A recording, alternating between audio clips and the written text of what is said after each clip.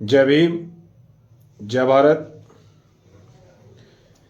Bhim army, जय भीम संगठन जिंदाबाद। सम्मानित साथियों, आज उत्तराखंड के जिला हल्द्वानी में जाने का संगठन के द्वारा निर्णय लिया गया था, जो कि आज भीम आर्मी जय भीम संगठन के उत्तराखंड के हमारे सम्मानित प्रदेश प्रभारी और प्रदेश अध्यक्ष, जिला अध्यक्ष, तमाम पदाधिकारी साथ में जिला हल्द्वानी के लिए निकले। सम्मानित साथियों, जिस प्रकार से आज संविधान लेकर आज हम लोग जिला हल्द्वानी के लिए निकले थे, और जो सरकार का जो रवैया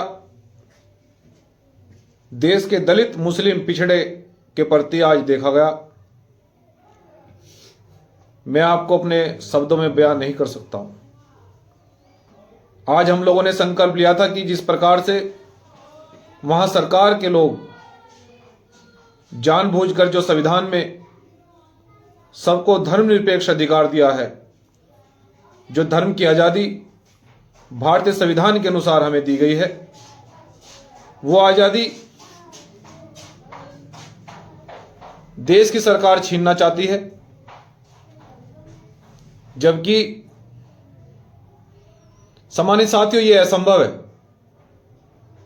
परंतु हम लोग संविधान लेकर आज हल्द्वानी में निकले थे, और उत्तराखंड के सरकार के द्वारा जिस प्रकार से तानाशाही दिखाई गई, उत्तराखंड सरकार के द्वारा जिस प्रकार हमारे मुस्लिम भाइयों से मिलने के लिए मुझे रोका गया, उनका भाई आज जानना चाहता था कि किस इतना उत्पीड़न मेरे मुस्लिम समाज के साथ में क्यों किया जा रहा है। इस देश के अंदर बीजेपी सरकार के द्वारा दलित, मुस्लिम, पिछड़ों, आदिवासियों को इतना क्यों सताया जा रहा है। सम्मानित देशवासियों, आप जानते हैं कि भीम आर्मी जय भीम संगठन एक ऐसा संवैधानिक दल है जो देश के अंदर अन्याय के खिलाफ लगातार आवाज को उठा रहा है। देश के अंदर किसी के साथ भी अन्याय हो, संविधान को हाथ में लेकर हम लोग न्याय के लिए प्रतिबद्ध रहते हैं। आज भी भीम आर्मी जय भीम संगठन के समस्त पदाधिकारियों ने वही किया। परंतु सम्मानित साथियों, जिस प्रकार से आज सरकार, शासन और प्रशासन का रवैया जो देखा गया, और मुझे 4 घंटे बंधक बनाकर इस तानाशाही सरकार के द्वारा रोका गया। मेरे मुस्लिम समाज के भाई, हजारों भाई हल्द्वानी में मेरा इंतजार कर रहे थे। उनसे मिलने के लिए मुझे जिस प्रकार से रोका गया, और आज प्रशासन जिस प्रकार से बड़ी घटना मेरे साथ करना चाहता था, मैं आप तमाम देशवासियों को बता देना चाहता हूं, संविधान को मानने वाले लोगों से बता देना चाहता हूं कि बाबा साहब डॉक्टर अंबेडकर और देश के संतों महापुरुषों ने हमें एक ही शिक्षा दी है। हमें यही प्रेरणा देश के संतों महापुरुषों ने दी है कि अन्याय के खिलाफ आवाज को बुलंद रखिएगा। यही संविधान में हमें आजादी मिली है और इसके लिए हम लोग प्रतिबद्ध रहते हैं। लेकिन मैं देश के मुसलमान भाइयों से कहना चाहता हूं कि जिस प्रकार से आपकी लड़ाई को भीम आर्मी जय भीम संगठन के नेतृत्व में मजबूती से लड़ा जा रहा है, आपकी आवाज को बड़ी मजबूती से देश के अंदर उठाया जा रहा है। हमारा प्रत्येक कार्यकर्ता जब भी देश के साथ, देश में दलित, मुस्लिम, पिछड़ों के साथ में अन्याय होता है, आदिवासियों के साथ में अन्याय होता है, चाहे वो देश के किसी भी प्रदेश का मामला हो, हम लोग संविधान को हाथ में लेकर न्याय दिलाने के लिए सड़कों पर निकलते हैं, शासन प्रशासन के सामने संवैधानिक रूप से अपनी बात को रखते हैं। लेकिन आज जितना बड़ा अपराध, जितना बड़ा अन्याय मेरे साथ में वहां की सरकार ने किया, मैं इसको कभी नहीं भूलूंगा। और मैं देश के दलितों से, मुस्लिमों से, पिछड़ों से, आदिवासी लोगों से, मैं देश की जनता से कहना चाहता हूं और ये बता देना चाहता हूं कि अगर आपका भाई सदन में होता, अगर आपका भाई सदन में होता तो क्या ये तमाशा देखने को आपको मिलता? आपका भाई अगर सदन का सदस्य होता तो क्या यह तानाशाही सरकार मुझे रोक पाती? मैं इसलिए आप तमाम लोगों से कहना चाहता हूं, मैं तमाम अपने दलितों से, मुस्लिमों से, पिछड़ों से कहना चाहता हूं, सम्मानित बहुजन समाज के लोगों, आपको भीम आर्मी जय भीम संगठन को मजबूत करने की आवश्यकता है। आपको मेरे साथ में खड़े होने की आवश्यकता है। जब आपके साथ में अन्याय होता है तो कभी ऐसा नहीं हुआ कि मंजीत सिंह नौटियाल, भीम आर्मी जय भीम संगठन के कार्यकर्ता आपके बीच में न पहुंचे हों। आपको ये याद रखना होगा, आपको ये हमेशा से इसके लिए प्रतिबद्ध रहना होगा, सचेत रहना होगा कि एक ऐसा संगठन मात्र हमारे देश में हमारी लड़ाई को इतनी मजबूती से, इतने बड़े पैमाने पर लड़ रहा है। भीम आर्मी जय भीम संगठन देश के दलितों, मुस्लिमों की, पिछड़ों की लड़ाई को, आदिवासियों की लड़ाई को, लेकिन हल्द्वानी में जाते समय आज जो मेरे साथ में हुआ, जो दुर्व्यवहार प्रशासन के लोगों ने मेरे साथ में किया, मैं उसको कभी नहीं भूल पाऊंगा। लेकिन आप जिस दिन इस सरकार को बदलेंगे, मैं उम्मीद करता हूं कि आज इस बार हम इस सरकार को बदलेंगे। मैं उम्मीद करता हूं देश के दलितों से, मुस्लिमों से, पिछड़ों से हम इस सरकार को बदलकर, जो लोग आज सत्ता के दम पर हमारे दलित मुसलमान भाइयों के साथ में अत्याचार कर रहे हैं, उनको सताया जा रहा है, एक एक पाई का हिसाब होगा, एक एक पाई का हिसाब होगा। मैं आप तमाम बहुजन समाज के लोगों से कहना चाहता हूं कि जिस तरह से आज देश के अंदर दलितों का, मुस्लिमों का, पिछड़ों का, आदिवासियों को उन पर अत्याचार किया जा रहा है, कभी मस्जिद को तोड़ा जा रहा है, कभी हिंदू मुसलमान के नाम पर लड़ाया जा रहा है। अभी औरैया में सत्ताधारी दबंगों के द्वारा एक हमारे भाई की गर्दन काटकर हत्या कर दी गई। दिल्ली में हमारे प्रोफेसरों को सस्पेंड किया जा रहा है। पश्चिम बंगाल में दलित मुस्लिमों को सताया जा रहा है। राजस्थान में दलितों को आज भी मारा जा रहा है। झारखंड, मध्य प्रदेश, राजस्थान जैसे प्रदेशों में आज भी आदिवासियों पर हमले किए जा रहे हैं, उनकी जमीनों को छीना जा रहा है। हमारे साथी, आदिवासी साथी हंसराज मीणा का ट्विटर बंद कर दिया गया। वो अपनी जंगल जमीन की आवाज को मजबूती से उठा रहे थे।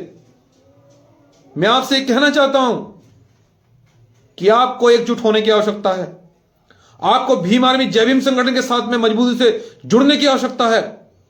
सम्मानित साथियों, यह लड़ाई अन्याय के खिलाफ है और इस लड़ाई में आपको घर से निकलना होगा।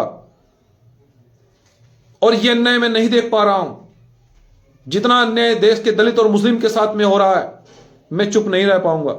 सरकार मेरी हत्या भी कराना चाहती है, मैं जानता हूं। सरकार मुझ पे हमले भी कराना चाहती है, मैं जानता हूं। लेकिन हमने महापुरुषों से एक ही बात सीखी है कि मौत एक दिन अवश्य आनी है, लेकिन जुल्म के सामने झुका नहीं जाएगा। जुल्म के सामने लड़ते लड़ते हम लोग कुर्बानी देंगे, ताकि आने वाली नस्लें, बाबा साहब के बच्चे ये याद रखें कि हम लोगों ने हमेशा से जुल्म के खिलाफ लड़ते हुए शहीद हुए हैं। जुल्म के खिलाफ लड़ते हुए हम लोगों ने त्याग बलिदान किया है।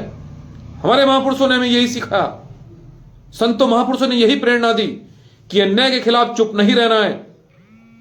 गुरु नानक, गुरु रविदास जी, महर्षि वाल्मीकि जी, फूले शाह अम्बेडकर, जितने भी संत और महापुरुष देश के अंदर हुए, उन्होंने हमें यही शिक्षा दी है कि जुल्म के खिलाफ हमें आवाज उठाते रहना है, चुप नहीं रहना है।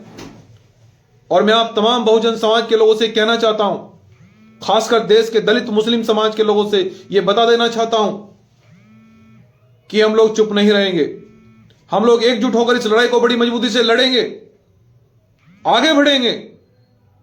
हम अन्याय के खिलाफ एकजुट होकर इस लड़ाई को आगे बढ़ाकर बहुजन समाज के लोग एक दिन जरूर जीतेंगे। हमें इस समय देश के दलित मुस्लिम को, पिछड़ों को, अल्पसंख्यक आदिवासियों को एकजुट होकर इस लड़ाई को लड़ने की आवश्यकता है। इस लड़ाई को घर से निकलकर लड़ने की आवश्यकता है। मैं आप तमाम बहुजन समाज के लोगों से यह कहना चाहता हूं कि आज देश का मजदूर किसान बेहाल है, और हम तो मजदूर वर्ग से आते हैं। मजदूर अगर जिंदा नहीं रहेगा, फसला कौन उगाएगा? देश की तरक्की का रास्ता कैसे बनेगा? आज मजदूर देश के अंदर तबाह हो चुका है और बहुजन समाज 90% मजदूर है, आप जानते हैं। लेकिन आज हिंदू और मुसलमान के नाम पर जिस प्रकार से षड्यंत्र रचा जा रहा है, मैं देश के खासकर दलित मुस्लिम पिछड़ों को कहना चाहता हूं, आदिवासियों को कहना चाहता हूं कि आपको ऐसे बहरूपियों से, ऐसे जहरीले सांपों से जो देश के अंदर नफरत फैलाने का काम कर रहे हैं, हिंदू मुसलमान के नाम पर लड़ाने की तैयारी कर रहे हैं, भीम आर्मी जय भीम संगठन इस देश के अंदर ऐसा नहीं होने देगा। हमारा देश सेकुलर देश है, सेकुलर कंट्री है। यहां सभी धर्मनिरपेक्ष पंथ के लोग रहते हैं, उनको समान अधिकार संविधान देता है। और जब संविधान अधिकार देता है तो सरकार कौन होती है हमें आपस में लड़ाने वाली? हमें आपस में नहीं लड़ना है, हमें भाईचारा कायम करके अधिकारों की बात करनी है, न्याय की बात करनी है।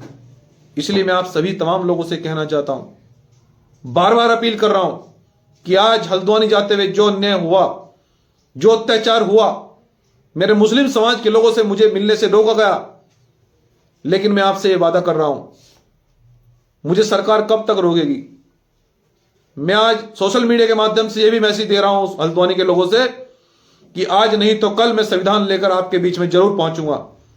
आज जितनी फोर्स मुझे रोकने के लिए लगाई गई, जिस प्रकार से मुझे रोकने के लिए पूरा षड्यंत्र रचा गया, मेरे मुसलमान भाइयों, अपने भाई पर भरोसा रखना। मैं एक दिन हल्द्वानी जरूर पहुंचूंगा। मैं आपके न्याय दिलाने के लिए, आपकी पीड़ा सुनने के लिए हल्द्वानी जरूर पहुंचूंगा।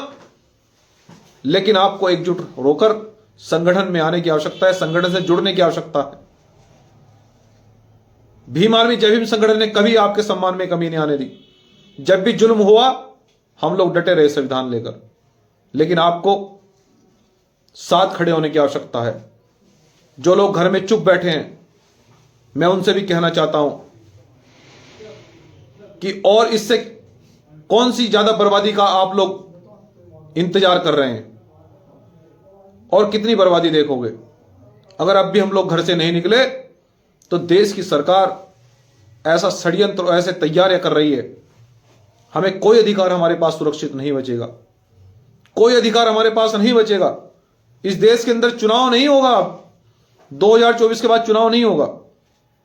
तानाशाही के दम पर सरकार बनेगी, मनवादी सरकार बनेगी। आज स्टेटमेंट रोज अखबारों में छप रहा है, हम 400 से ज्यादा सीट जीत रहे हैं, बिना चुनाव के 400 सीट ज्यादा जीत रहे हैं।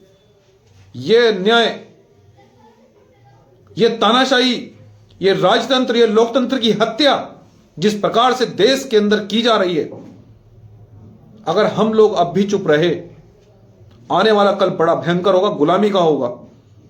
और गुलामी के खिलाफ लड़ाई लड़ने के लिए हमारे महापुरुषों ने हमें प्रेरणा दी है।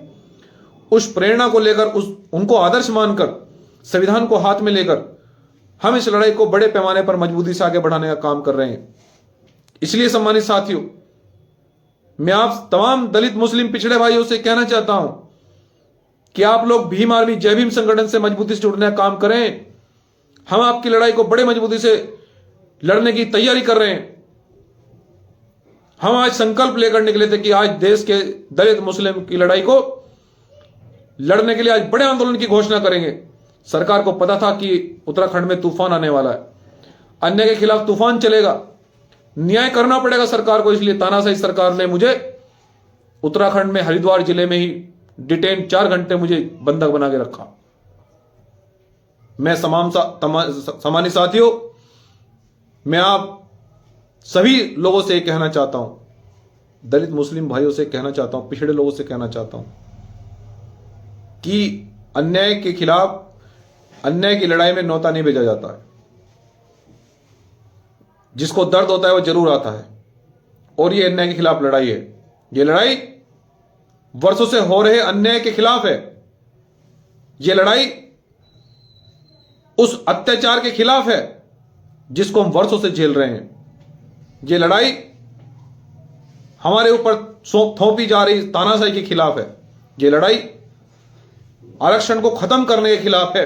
ये लड़ाई जमीनों को समाप्त करने के खिलाफ है, ये लड़ाई फसलों को बर्बाद करने के खिलाफ है, ये लड़ाई पूंजीवाद के खिलाफ है, ये लड़ाई लोकतंत्र की हत्या के खिलाफ है, ये लड़ाई सरकार की तानाशाही के खिलाफ है। सम्मानित साथियों, इसलिए हम आपसे कहना चाहते हैं कि जो लोग चुप हैं, अगर आज भी हम लोग गूंगे बने रहे, आज मैंने जो इस देश के अंदर व्यवस्था देखी, मुझे ऐसा लग रहा है कुछ दिन बाद कुछ नहीं बचेगा। अगर हम आज भी अपने घर से नहीं निकले, आज भी हमने अन्याय के खिलाफ आवाज नहीं उठाई, तो कुछ नहीं बचने वाला है। सब बर्बाद होने के लिए सरकार बैठी है। वो बर्बादी के लिए, देश को खोखला करने के लिए सरकार तैयारी कर रही है। लेकिन देश हमारा है, देश हमारे पुरखों का है, और देश संविधान से चलेगा। तानाशाही से देश नहीं चलेगा। संविधान की हत्या नहीं होने दी जाएगी, लोकतंत्र की हत्या नहीं होने दी जाएगी। देश के अंदर भारत मां के वीर, संविधान को मानने वाले लोग करोड़ों करोड़ों इस देश के अंदर हैं। वो संविधान को हाथ में लेकर लड़ाई को लड़ेंगे। हम आंदोलन करेंगे, हम नफरत को मिटाकर भाईचारा पैदा करेंगे, सबको गले से लगाएंगे, हिंदू मुसलमान को तोड़ने वाले लोगों को मुंह तोड़ जवाब देंगे, धर्म के आधार पर लड़ाई लड़ने वाले लोगों को हम सत्ता से बाहर का रास्ता दिखाएंगे। हम लोग इस बार सरकार में ऐसे लोगों को स्थापित करेंगे जो भाईचारा कायम करती हो, जो सभी पंथ और सभी धर्मों का सम्मान करते हो। हमें ऐसे लोगों को सरकार में लाना होगा। इसलिए सम्मानित साथियों, यह लड़ाई अन्याय के खिलाफ है।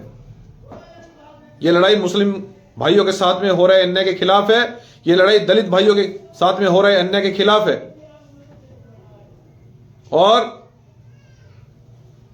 यदि आज हम लोगों ने आवाज नहीं उठाई तो कल लाशें उठानी पड़ेगी, यह भी तय है। यह आपको तय करना है कि लाशें उठाना चाहते हो कि आवाज उठाना चाहते हो। इस लड़ाई में जो व्यक्ति आगे आएगा, इस देश के अंदर वर्तमान में इतनी तानाशाही हो रही है, ईवीएम के खिलाफ हमने आंदोलन को छेड़ा, और जो सरकार ने तानाशाही दिल्ली में दिखाई ईवीएम के खिलाफ, हम उसकी भी गहरी निंदा करते हैं। बहुत निंदनीय हो, लेकिन सरकार इतने तानाशाही करना चाहती है, पूरा देश ईवीएम के खिलाफ है, लेकिन फिर भी बीजेपी ईवीएम से चुनाव कराना चाहती है। क्यों?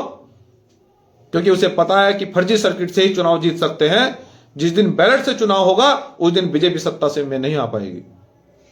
इसलिए सम्मानित साथियों, हम सभी लोगों को यह ध्यान रखना होगा कि यदि हम इस नफरत की लड़ाई को समाप्त करके भाईचारे को पैदा करेंगे, भाईचारे को अगर हम लोग पैदा करना चाहते हैं, भाईचारा देश के अंदर बनाना चाहते हैं, तो हमको ऐसी सरकारों को उखाड़ कर फेंकना होगा, ऐसी सरकार को सत्ता से बाहर का रास्ता दिखाना होगा। इसलिए मैं आपसे बार बार यही अपील कर रहा हूं, बार बार यही कहना चाहता हूं कि आइए हम इस नफरत की लड़ाई को मिटाकर हम भाईचारा कायम करें। हम दलित मुस्लिम को सुरक्षा दें, उसके साथ में हो रहे अन्याय के खिलाफ लड़ाई लड़ें, उसको रोज उसकी हत्या हो रही है उसके खिलाफ आवाज उठाएं। हमें घर से निकलकर उसकी आवाज को उठाना होगा, उसके लिए लड़ाई लड़नी होगी, उनके लिए आंदोलन करना होगा। अन्यथा आने वाले समय में कुछ नहीं बचेगा, सब बर्बाद हो चुका है। सरकार इससे भी बड़ी बर्बादी की कोशिश कर रही है, इससे भी बड़ी तैयारी की जा रही है आपके लिए, शायद आपको पता नहीं है। सब अधिकार छीन लिए जाएंगे, सब कंपनियां बेच दी गई, शिक्षक अधिकार छीन लिया जाएगा, आरक्षण को समाप्त कर दिया गया, स्कॉलरशिप नहीं दी जा रही है विद्यार्थियों की, आईएएस पीसीएस में सब बीजेपी के लोग भरे जा रहे हैं, पुलिस भर्ती में पेपर रोज लीक हो रहे हैं, और कौन करवा रहा है उनको? सब बीजेपी के लोग हैं। सबका सिलेक्शन उन्हीं का सिलेक्शन हो रहा है जो बीजेपी के लोग हैं। मजदूर किसान के बच्चों को कहीं नौकरी नहीं मिल पा रही है, दलित पिछड़े आदिवासी लोगों को, मुसलमानों को कहीं नौकरी नहीं दे पा रही है।